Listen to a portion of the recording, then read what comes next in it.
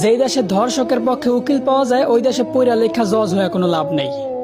মুসলমানদের দেশে নেতা হইয়া যদি আলেমদেরকে বন্দি করে রাখতে হয়, ওই দেশের রাজনীতি করে নেতা হইলে জনগণের জন্য কোনো ফায়দা নেই। ৯৫% মুসলমানের দেশে যদি মুসলমানদের কষ্টগুলাই তুলে ধরা না যায়, ওই দেশে নামি দামি সাংবাদিক হইয়াও কোনো লাভ নেই। বলি জাকাত না দিয়া সুদ খাইতে খাইতে দেশটারে করছো ছারখার। এখন সূর্যের তাপ গায়ে লাগে, তাই তোমাদের বৃষ্টির দরকার।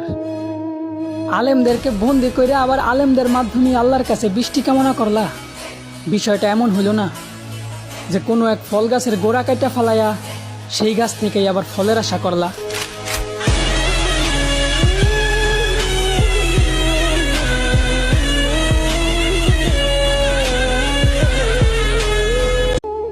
যেই দেশে ধর্ষকের পক্ষে উকিল পাওয়া যায় ওই দেশে পইরা লেখা জজ হয়ে কোনো লাভ নেই।